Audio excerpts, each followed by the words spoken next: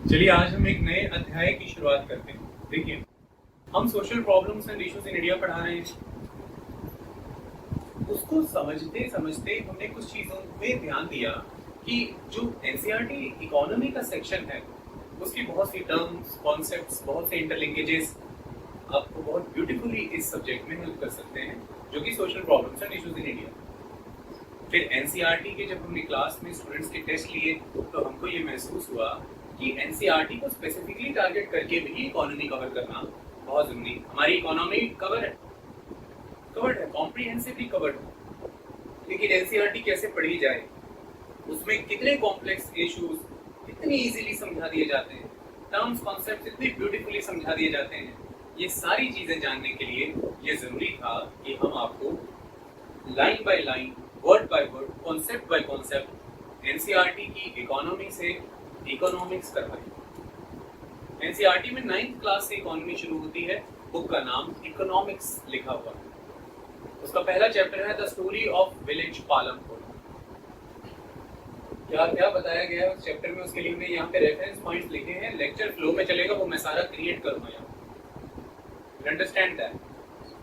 बहुत सारी टर्म्स आप सीखोगे, समझोगे, जो आपको बड़े बड़े अखबारों में, आर्टिकल्स में और बड़ी बड़ी स्टैंडर्ड बुक्स में ऐसा लगता है ये पता नहीं कितनी टिपिकल किसी सब्जेक्ट की टर्म्स है।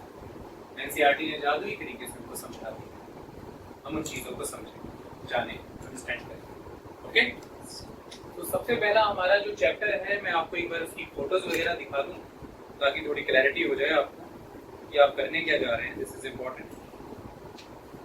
देखिए, ये आपकी ये बी पाठशाला मैंने खोल रखा है।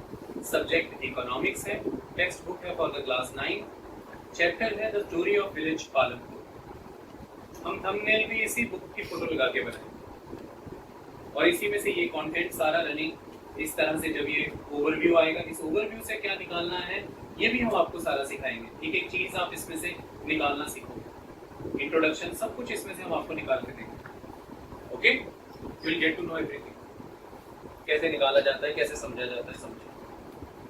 देखिए, जब वो पालमपुर की स्टोरी की बात कर रहे हैं तो आपको समझाना क्या चाहते हैं। पालमपुर एक हाइपोथेटिकल, एक काल्पनिक गांव है, कोई सच में कहीं गांव नहीं है। आप पालमपुर शहर तो नहीं समझ गई थी, वो शहर है, ये गांव की कहानी। ओके, पालमपुर एक छोटा गांव है, इसके साथ एक बड़ा गांव बताया जाएगा जो कि रायगंज है, और उसके साथ एक छोटा सा टाउन है जिसका नाम है शाहपुर।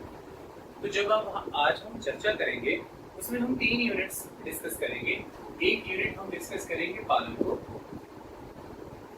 जो कि कंपैरेटिवली एक स्मॉल विलेज है। अच्छा, इससे 3 किलोमीटर की दूरी पर एक इससे बड़ा गांव आता है, दैट इज रायगंज। ये बिग विलेज है, तो स्मॉल विलेज से बिग विलेज तक आ गए। और फिर इसी के पास ही एक टाउन आता है जिसका नाम है शाहपुर। जलंधर के पास भी एक शाहपुर है। तो ये है एक town, small village, big village, then a town. इन तीनों के बीच के लिंक को हम समझेंगे। क्यों हमने पालमपुर की कहानी को उठाया, हम सीखना क्या चाहते हैं। हमारा जो मेन सेंटर ऑफ स्टडी रहेगा वो एक टर्म रहेगी, और वो क्या है, दैट इज प्रोडक्शन। हम पालमपुर की इस कहानी में प्रोडक्शन को सीखेंगे। We will study the production. देखिए, जब आप किसी भी गांव के बारे में सुनते हैं, जानते हैं, क्या ऑब्जर्व होता है आपको गांव के बारे में जानकर?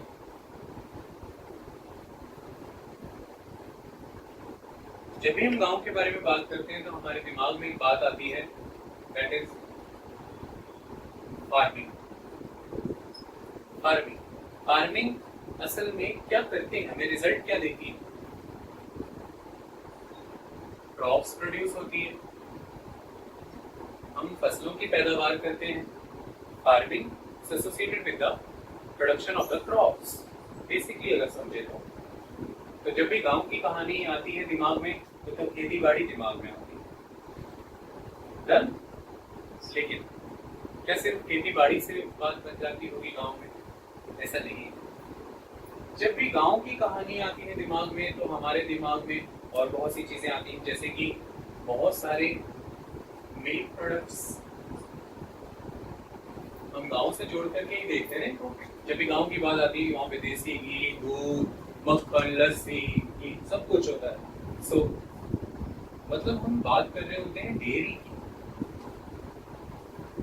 लेकिन ये सब जो गांव में होता है हम शहरों में बैठ के कंज्यूम कर रहे हैं। जैसे कि हम एक टाउन शाहपुर में रहते हैं, हम वो सब कंज्यूम कर रहे हैं जो गांव में पैदा हो रहा है। गांव से शहरों तक उसे आने के लिए एक चीज और सुनते हैं हम गांव के लोग, कई लोग गांव के परिवारों के कई तरह के छोटे छोटे ट्रांसपोर्ट व्हीकल्स रखते हैं अपने पास। तो हम जब गांव की बात सुनते हैं तो हम बात कहानी सुनते हैं ट्रांसपोर्ट की। उन्हीं के वजह चीजें एक जगह से दूसरी जगह ट्रांसपोर्ट की जाती है, अदरवाइज ये पॉसिबल नहीं। जब हम गांव की बात सुनते हैं तो हम एक चीज और सुनते हैं, और वो क्या सुनते हैं, ये दूध सीधे थोड़ी ना आ जाता है आपके पास, ये किन्हीं कलेक्शन सेंटर्स पे जाता होगा। ये फसलें सीधी थोड़ी ना आ जाती हैं आपके पास, ये किन्हीं कलेक्शन सेंटर पे मार्केट्स में जाती होंगी। तो जब हम कहानियां सुनते हैं तो हम कहानी सुनते हैं मार्केट्स की, मंडियों की कहानियां सुनते हैं। जब हम गांव के जीवन की बात करते हैं तो हम कई सारे गांव में आपने कई लोग देखे होंगे, आपने सुना होगा कि वो उस गली में रहते हैं तरखान, यानी कि उस गली में रहते हैं कारपेंटर। आपने सुना होगा उस गली में रहते हैं लोहार, यानी कि आयरन स्मिथ्स। आपने सुना होगा उस गली में रहते हैं कुम्हार, यानी कि पॉटर वर्कर्स। ये सारे हैं the artist class, the artisans. ये आर्ट से एसोसिएटेड है, ये कुछ ना कुछ निर्माण करते हैं। तो आपने स्मॉल स्केल मैन्युफैक्चरिंग के बारे में भी सुना होगा। जब आप गांव की बात करते हैं तो ऐसी बात नहीं, मैन्युफैक्चरिंग भी होती है, ये भी चीज होती है। ट्रांसपोर्ट, मार्केट्स, मैन्युफैक्चरिंग, डेयरी, फिर सिर्फ फसलों से, सिर्फ डेयरी प्रोडक्ट से ये तो आपकी गांव में जिंदगी नहीं चलती। जब आप गांव में रहते हैं तो क्या आपको सोप की जरूरत नहीं होती, सर्फ, डिटर्जेंट्स, इनकी जरूरत नहीं होती, टूथपेस्ट की जरूरत नहीं होती, कई तरह की चीजें। माचिस कहाँ गाँव में बनती है, हर घर में माचिस के बिना चूल्हा जलता नहीं, तो माचिस की जरूरत नहीं होती। तो ये सारी चीजें आपको कहाँ से मिलती हैं, छोटे छोटे गाँव के स्तर के ट्रेडर्स, छोटे छोटे व्यापारी, द शॉपकीपर्स। हम इनकी बात करते हैं। ये सारी चीजें जो मैं देखता हूँ, तो इन सारी चीजों के केंद्र में, इन सारी चीजों के सेंटर में एक ही चीज, प्रोडक्शन। लेकिन production of what, that is the question. जब आप फसलें उगा रहे हैं, क्रॉप्स, तो ये है प्रोडक्शन ऑफ गुड्स। आप कुछ वस्तुओं का निर्माण कर रहे हैं, गुड्स का, आप गुड्स की पैदावार कर रहे हैं। जब आप डेयरी प्रोडक्ट्स प्रोड्यूस कर रहे हैं तो आप गुड्स पैदा कर रहे हैं। जब आप कुछ मैन्युफैक्चर कर रहे हैं, आपने कोई प्लॉशेयर बनाया, जैसे कि हल बनाया, कोई प्लायर बनाया, प्लास जिसे कहते हैं, कोई पेचकस, आपने किसी न किसी आर्टिकल का निर्माण। ये सभी की सभी है गुड्स। लेकिन क्या सिर्फ इससे बात बन जाती है? नहीं। जब आप ये कह रही हैं कि शॉपकीपर ने आपको कहीं से कुछ मंगवा के ला के दिया, आपको उसने अपनी सर्विसेज दी, सेवाएं दी, वो कुछ गुड्स नहीं प्रोड्यूस कर रहा, वो सर्विसेज प्रोड्यूस कर रहा है। और उसकी सर्विस क्या है? Service of exchanger. Goods exchange करता है, कहीं से लाता है और आपको दे रहा है। He is a trader. जब आपने ट्रांसपोर्ट वाले की बात की तो उसने कोई चीज थोड़ी ना निर्माण की, उसने कुछ प्रोड्यूस थोड़ा ना किया, उसने आपको ट्रांसिट ऑफर किया, आपकी गुड्स को या आपको एक जगह से दूसरी जगह पर उसने ट्रांसलोकेट किया, तो उसने आपको अपनी सेवाएं दी।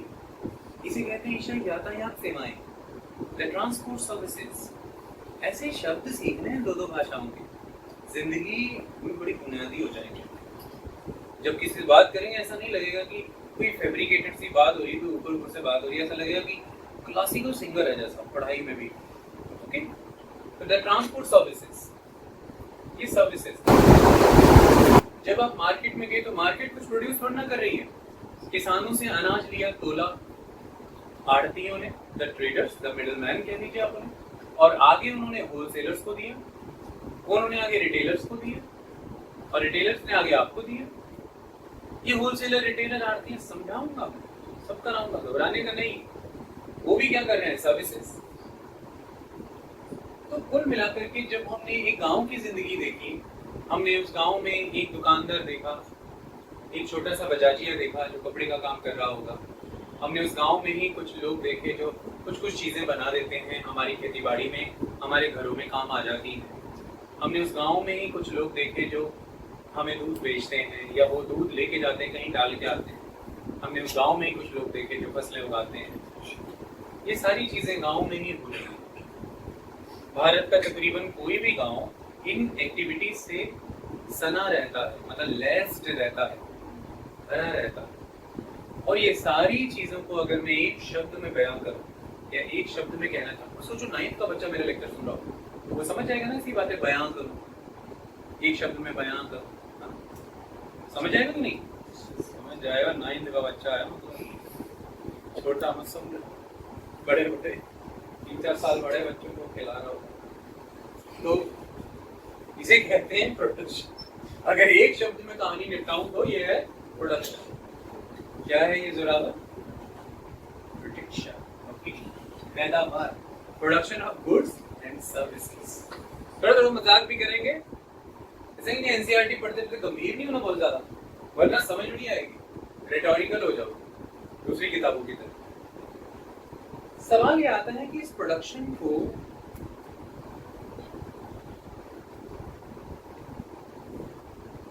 ऑर्गेनाइज कैसे किया जाता है?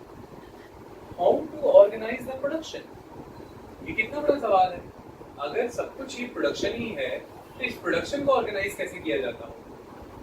जैसे मैंने इस क्लास को ऑर्गेनाइज किया है कुछ प्रोड्यूस करने के लिए, और वो मैं जो प्रोड्यूस कर रहा हूँ वो है एजुकेशनल सर्विसेज।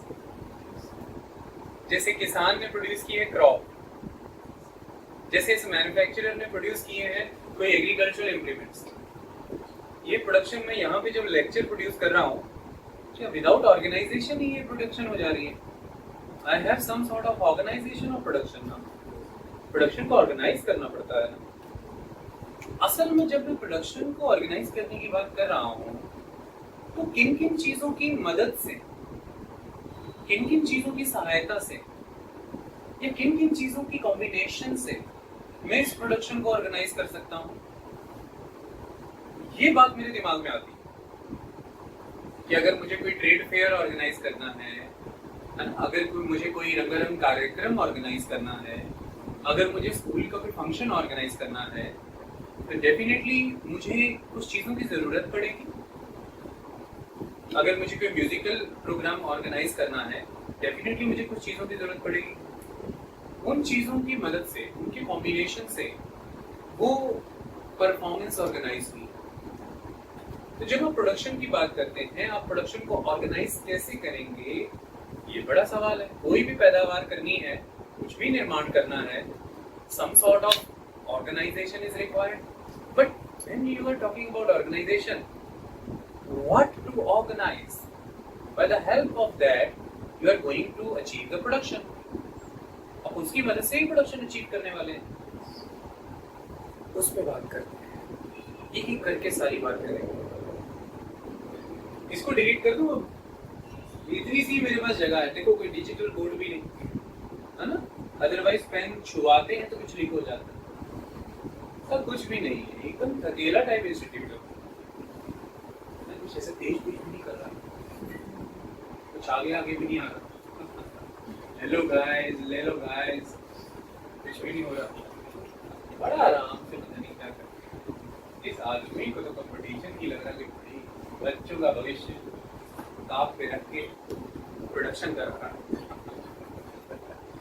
ऐसा ही है।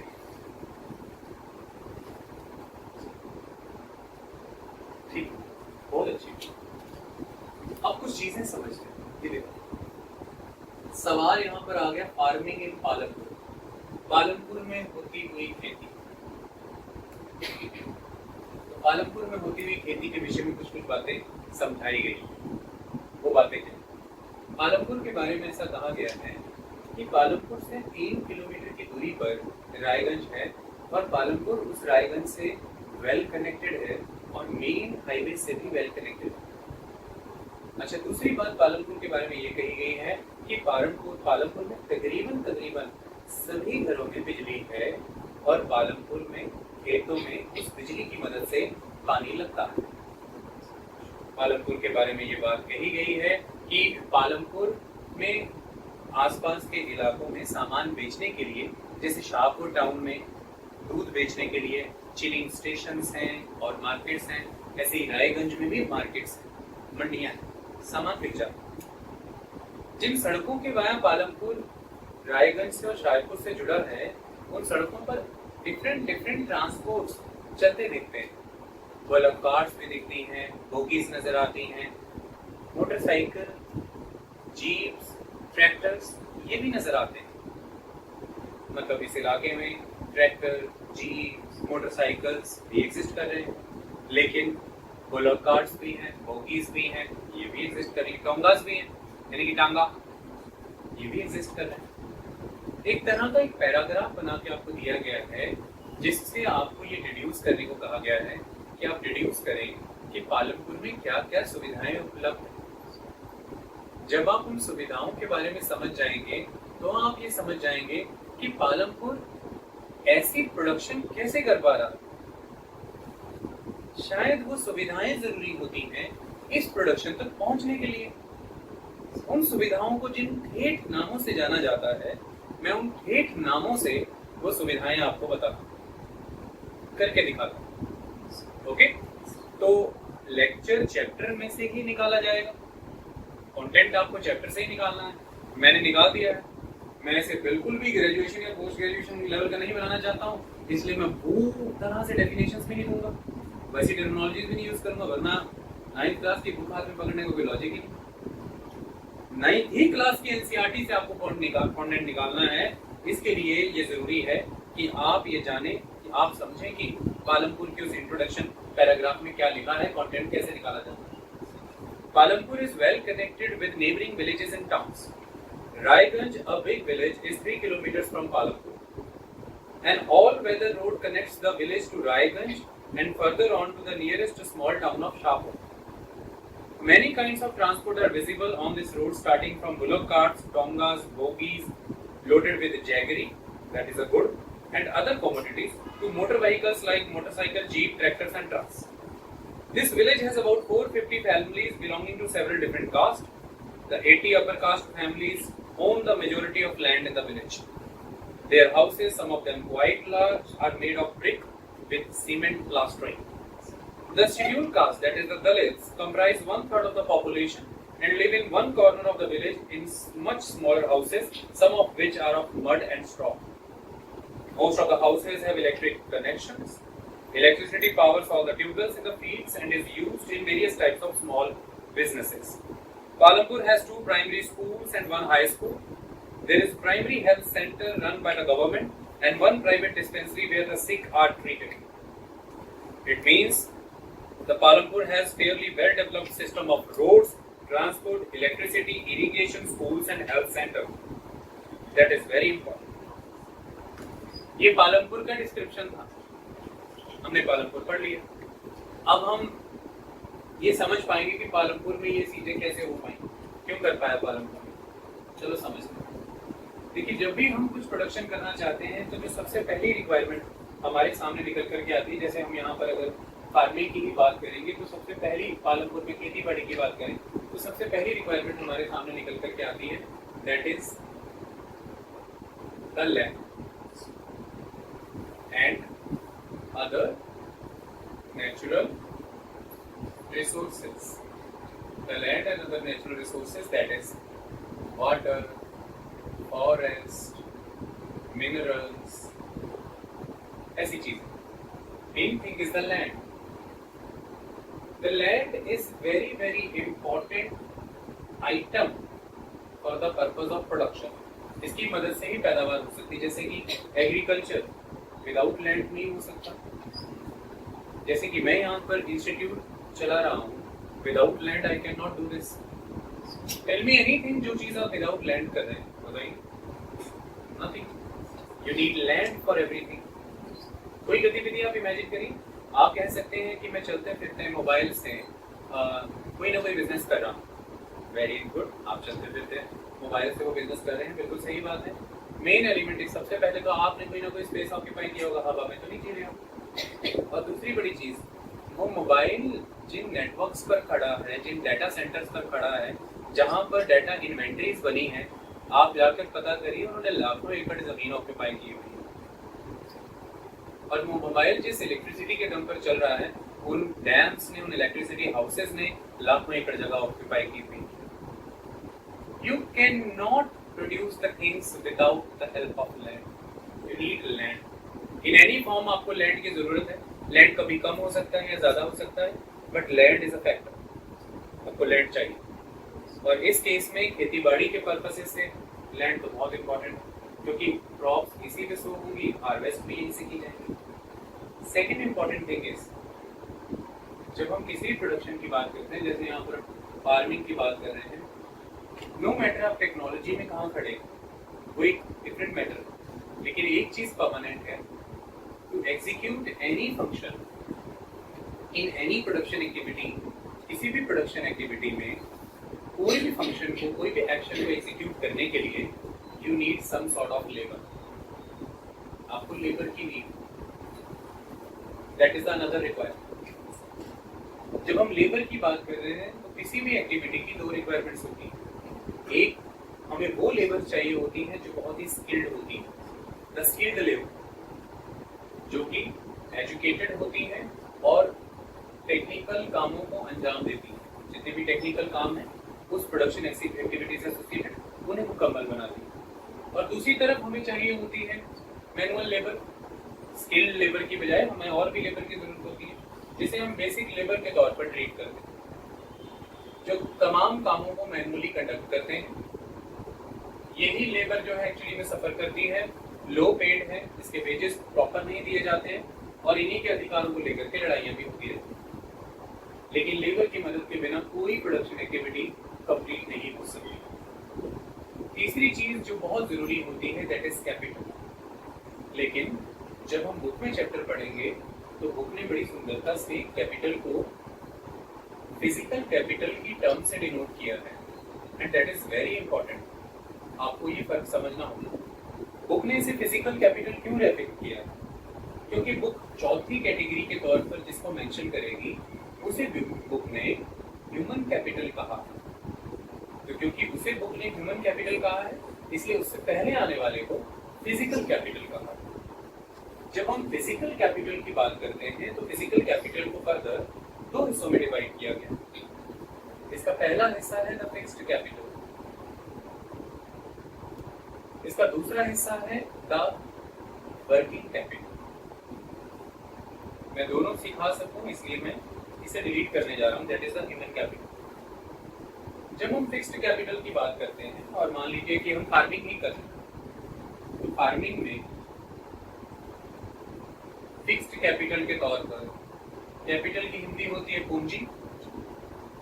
फिक्स्ड कैपिटल के तौर पर आपको किन चीजों की जरूरत होती है? जब चलिए मैं आपको इमेजिन कर रहा हूँ, देखिए जब आप फार्मिंग करते हैं तो आपको टूल्स की जरूरत है, यू नीड टूल्स। आपको मशीन्स की जरूरत है, यू नीड मशीन्स। आपको कई तरह की बिल्डिंग्स की जरूरत है, आपको अनाज स्टॉक करना है, आपको बीज स्टॉक करने हैं, आपको अपने समीर, अपने मशीनें, अपने टूल्स, इम्प्लीमेंट्स स्टॉक करने हैं। You need machines for you need buildings for every type of production activity, building,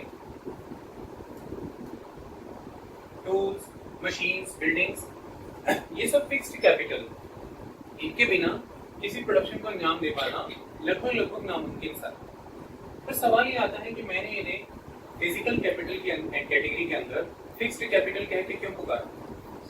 मैंने इन्हें फिक्स्ड कैपिटल इसलिए कहा कि जब जिस भी पॉइंट पे ये प्रोडक्शन कर रहे होते हैं, ये उस प्रोडक्शन में कंज्यूम या यूज्ड अप नहीं हो जाते, ये over many years for repetitive cycle of production use किए जा सकते हैं।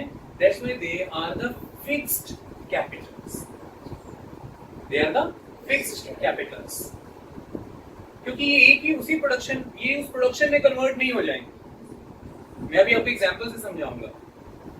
ओके, तो आप इन्हें यूज नहीं कर लेंगे कि आप लाए कैपिटल, प्रोडक्शन की ये खत्म, इसकी जगह वो पैदा हो गया जिसकी मदद से इसकी मदद से जिसे पैदा किया गया, नहीं, ये बने ही रहेंगे। So over many cycles of production, they are fixed. So that's why these capitals are the fixed capitals. लेकिन हमारा काम सिर्फ इससे नहीं चलता, हमें कुछ और चीजों की भी बहुत जरूरत होती है। जैसे उदाहरण के तौर पर, जब आप कपड़े का निर्माण कर रहे हैं, आप गारमेंट या टेक्सटाइल इंडस्ट्री में, तो आपको किस चीज की जरूरत पड़ेगी? आपको यार्न की जरूरत पड़ेगी, धागे की। जब आप बर्तन बनाने का काम कर रहे हैं, आप पॉटर हैं, तो आपको किस चीज की जरूरत पड़ेगी? क्ले की। This yarn, this clay. जब आप प्रोडक्शन करेंगे, तो जब आप कपड़ा बनाएंगे, यार्न कपड़े में बदल जाएगा। जब आप प्रोडक्शन करेंगे और जब आप बर्तन बनाएंगे, जब आप आज अपने घरों में आप जितने भी सिरेमिक्स देखते हैं, चीनी मिट्टी के बर्तन या एवरीथिंग आप यूज करते ही है ना। आप कल सोचे ना पॉटर पता नहीं कहाँ रह गया, आपके घर में है, वो आपकी मम्मी सजाती नहीं क्रॉकरी, स्पेशल बनवा के शीशे की अलमारी कि मैं बाहर देखो नहीं चला, और नीचे पड़ते हो बूंद चाहिए ना, बूंद इसी की बात कर रहा हूँ भाई। तो जब आप क्ले का इस्तेमाल करते हैं, पॉटर वर्कर उसका इस्तेमाल करता है, वो बन जाते हैं आपके कप, प्लेट, बर्तन। क्लियर है क्या? लेकिन क्या इसी से बात चल जाएगी? नहीं, इससे बात नहीं चलेगी। वो जो आपने बिल्डिंग ली है, हो सकता है उसका आपको किराया देना पड़ जाए। वो जो लेबर आई है, हो सकता है उसके वेजेस देने पड़ जाए। ये जो क्ले है, ये भी पे करके लानी पड़ेगी। Whatever the things. So production के दौरान हमें वेरियस स्टेजेस पे वेरियस इनपुट्स की नीड होती है। We need various inputs at various stages of the productions. Those various inputs can be clay, yarn, or many other raw materials, and the money in hand, जिसकी मदद से आप तमाम सेवाएं लेते हैं, बिजली का बिल भरते हैं, वेजेस पे करते हैं, तमाम चीजें। So those raw materials and that money which you will use up during the cycle of production, they are making the production working. That's why these are the working capitals. तो कई बार आपने कई लोगों को सुना होगा कि बिजनेस तो शुरू करते हैं, कोई वर्किंग कैपिटल ही नहीं है मेरे पास। तो देसी भाषा में कह देते हैं कोई पूंजी नहीं है मेरे पास, कोई पैसा ही नहीं है। मुझे कंप्यूटर लेना है, पैसे कहाँ है? मुझे दफ्तर लेना है, किराया कहाँ है? सिक्योरिटी मनी नहीं है मेरे पास। वो वर्किंग कैपिटल क्लियर हो रहा होता है। और जो किसान है वो कहता है कि फसल तो मैं उगा दूं, ट्रैक्टर नहीं है मेरे पास, वो फिक्स्ड कैपिटल क्लियर हो रहा है। अच्छा, दोनों फिजिकल कैपिटल की मांग कर रहे हैं। अभी दोनों ह्यूमन कैपिटल की में नहीं काउंट, दोनों फिजिकल कैपिटल की मांग कर रहे हैं। फिजिकल कैपिटल में एक फिक्स्ड कैपिटल मांग रहा है, एक वर्किंग कैपिटल मांग रहा है। एक कह रहा है फिक्स्ड कैपिटल, देखो लोगों को घर पे विजिट करा के दिखा रहा है, कहता देखो कंबाइन घड़ी पड़ी है, ट्रैक्टर खड़ा पड़ा है, थ्रेशर खड़े पड़े हैं, सिर पे कर्जा चढ़ा पड़ा है, इसे कोई उतारे तो मैं ये काम चलाऊं, इसका गाड़ियां चलाऊंगा अपनी, मैं ये वर्किंग कैपिटल को रो रहा है। एक के पास बीज, फर्टिलाइजर, पेस्टिसाइड्स लेने का पैसा है, प्रधानमंत्री सम्मान निधि में 6,000 डाल दिया प्रधानमंत्री ने, कह रहे सामान लेने को है, कोई मशीन, कोई हार्वेस्टर कुछ मिले मुझे तो मैं आगे काम चलाऊं, ये फिक्स्ड कैपिटल के लिए। तो इस तरह से प्रोडक्शन के दौरान आपकी दो बड़ी रिक्वायरमेंट रहती है कैटेगरी के वाइज, फिक्स्ड कैपिटल और वर्किंग कैपिटल। दोनों आते हैं फिजिकल कैपिटल में, जिसको लेक्चर में आगे प्रोसीड हम सिंपल टर्म से करेंगे, that is capital, that is पूंजी। Okay, so this is particular, this money, this yarn, this clay, these are all type of raw material which you will used up during the cycle of production. It is called working capital. लीजिए पढ़िए कोई article, बताइए कौन सा article पढ़ना, कौन सी दुनिया को पढ़ना है। कोई कंपनी बनी, बताया जाएगा आपको आज से 30 साल पहले बनी, इसका वर्किंग कैपिटल 2 लाख था, आज देखिए कहां पहुंच गई। आपको पता लग गया वर्किंग कैपिटल क्या है। कोई पूछेगा कि ये कंपनी के ये फाउंडिंग मेंबर हैं, ये प्राइमरी मेंबर क्यों है, इन्होंने वर्किंग कैपिटल कंट्रीब्यूट किया था। तो जब आप इक्विटी मार्केट पढ़ते हैं, स्टॉक्स पढ़ते हैं, शेयर पढ़ते हैं, उनमें मैं यही सब पढ़ाता हूँ, तो उसके लिए ये टर्म्स कितनी बार यूज होती हैं। अच्छा, जब आप इंडस्ट्रीज पढ़ते हैं तो इनमें आप कितनी बार पढ़ते हैं कि भारत सरकार ने ये पैसा ज्यादातर फिक्स्ड कैपिटल बनाने में लगा दिया, फिक्स्ड कैपिटल बनाने में पैसा लगा, फिक्स कैपिटल के तौर पे आप क्या बनते हैं, शेडें बनाई, बिल्डिंग्स बनाई, मशीनें लगाई, टूल्स खरीदे। तो जब सरकार कैलकुलेट करती है कि असल में पब्लिक सेक्टर ने कितनी कमाई की, तो वो दोनों वे में काम करती है कि फिक्स्ड कैपिटल की वैल्यू गिनो ना, फिक्स्ड एसेट्स कितने बनाए हमने, वो नहीं मैटर करता। सिर्फ आप ये देख रहे हैं कि अभी हमारे पास वर्किंग कैपिटल नहीं है। हो सकता है कोई नया नया बिजनेसमैन आया हो, उसके जेब में 4 करोड़ हो वर्किंग कैपिटल, लेकिन उसके पास कोई फिक्स्ड कैपिटल नहीं है, फिर वो क्या करेगा? सरकार के पास वर्किंग कैपिटल नहीं है, उसके पास वर्किंग कैपिटल है। सरकार के पास फिक्स्ड कैपिटल है, उस प्राइवेट प्लेयर के पास फिक्स्ड कैपिटल नहीं है। तो दोनों में लिंक क्या बनेगा? सरकार उसे कह देगी अगले 5 साल के लिए ठेके पे तुम चलाओ, आओ ठेका भरो, टेंडर भरो, कॉन्ट्रैक्ट ले लो। तो वो आएगा कि मेरे पास बेटर मैनेजमेंट है, बेटर नई स्किल सीख के आया हूं मैं अमेरिका से, मुझे बेटर ऑर्गेनाइज करनी आती है प्रोडक्शन। फिक्स्ड कैपिटल की कमी थी, वो आपके पास है, वर्किंग कैपिटल मेरे पास है, मैं चलाता हूं। ऐसे का आर्टिकल पढ़ते हो ना, that the private sector is offering the working capital to the sick public sector nowadays because the public sector commanding the heights of the fixed capital। तो वो आर्टिकल पढ़ के हम कहते हैं हाँ कि इकोनॉमी हुए आप ही कहीं जाता, मतलब पैराग्राफ से हो गया, 9वीं की एनसीईआरटी ने मसला हल कर दिया। और हमारी फाइनेंस मिनिस्टर क्या कहती है, nothing to worry about when we are going embark upon the spree of this investment, are the heavy fixed capital laced into the public sector will ruin the market and the private investment will come into it to fetch the benefits of already created fixed assets। वो यही कहती है कि अरबों रुपए का जो fixed capital है पब्लिक सेक्टर का, प्राइवेट सेक्टर तो दौड़ा दौड़ा आएगा उसे लेने के लिए। So this is the दिक्कत। आप कहते हैं अखबार कैसे समझनी है सर? एनसीईआरटी पढ़ के अखबार समझ में नहीं आती, कैसे नहीं आती? एनसीईआरटी ही पढ़ के अखबार समझना। शर्त यह है कि हमें दोनों को जोड़ना, हमें अपने अनुभवों को एक करना, हमें अपने सराउंडिंग के प्रति अवेकन रहना है और एनसीईआरटी के प्रति डिवोटेड रहना है। ये दो चीजें अगर हमारे में सही हो गई, जिंदगी क्या हो गई? आज मस्त। कुछ और कहने लगा था सिद्ध कहने लगा। ओके, आगे बढ़ूं? इसके आगे मैं इसे कैपिटल ही बोलूंगा, पर आप खुद इमेजिन कर लेना मैं क्या बोल रहा हूँ। नेक्स्ट आगे बढ़े, इससे तो बात नहीं चलेगी। क्यों? सामने नैना बैठी, मैंने नैना को ये क्लास दे दी, मैंने ये लैंड दे दिया, मैंने नैना को बतौर लेबर भी यहाँ पर एक व्यक्ति दे दिया, एक पर्सन दे दिया। मैंने नैना को फिजिकल कैपिटल के रूप में फिक्स्ड कैपिटल बतौर यहाँ पर कैमरा, ट्राइपॉड, बोर्ड सब कुछ दे दिया। और मैंने नैना को यहाँ पर फिलहाल कॉपी दे दी, किताब दे दी, जितना भी पैसा इसको जो जो लोगों को सर्व करना था, मार्केट यूज करना है, सब कुछ, बीट एनीथिंग, इंटरनेट, वाईफाई का खर्चा सब उपलब्ध करा। नैना लेक्चर दे के दिखाए, प्रोडक्शन करके दिखाए कंटेंट की। It's not possible. ये तीनों चीजें हो और आप कह दें कि प्रोडक्शन हो जाएगी, ऐसा नहीं है। कुछ ऐसा चाहिए जो इन तीनों को कंबाइन करे प्रोडक्शन को ऑर्गेनाइज करने के लिए।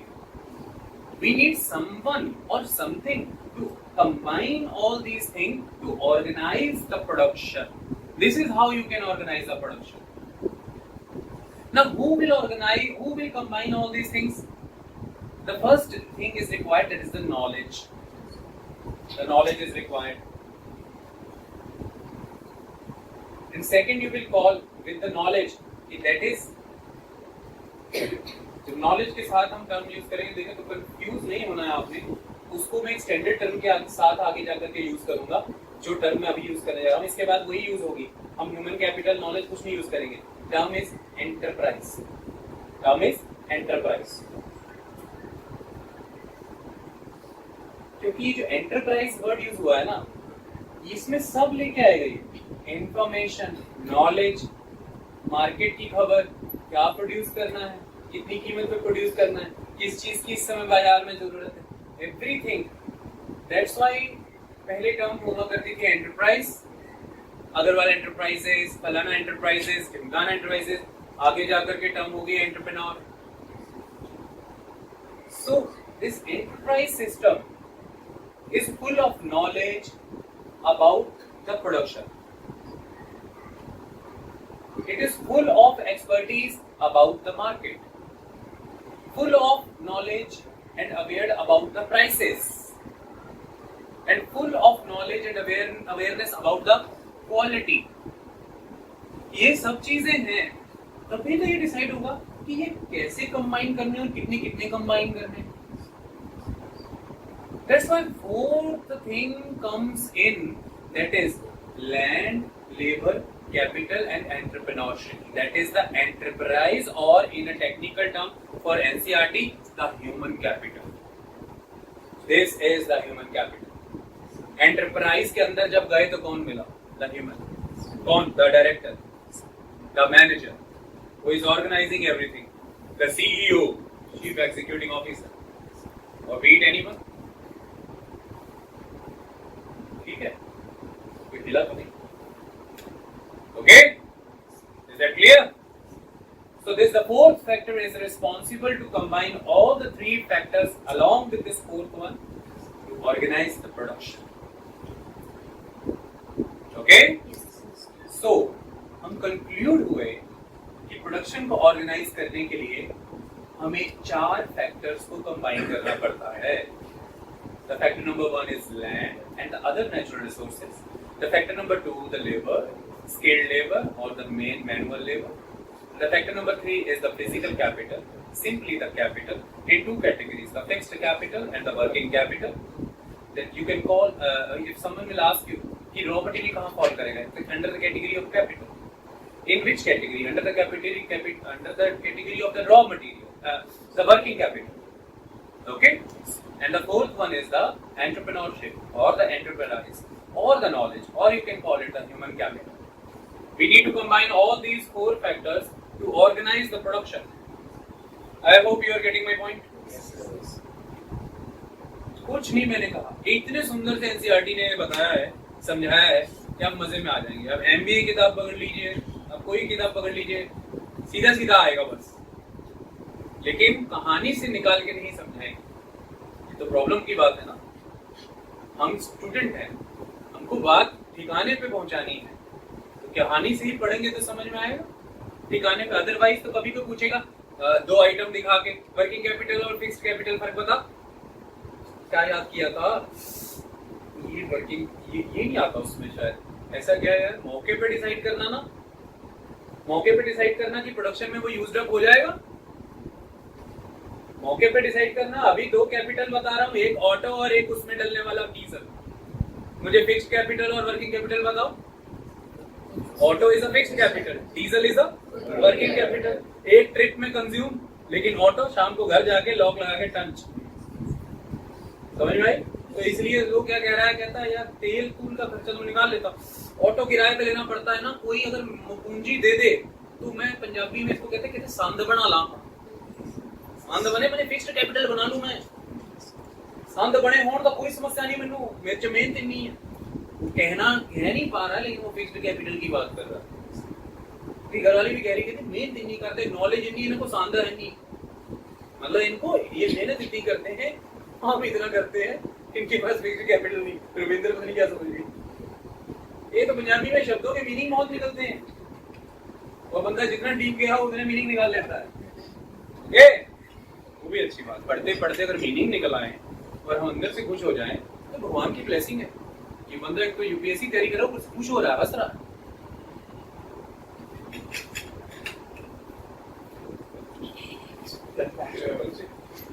चले आगे बढ़े, ठीक है?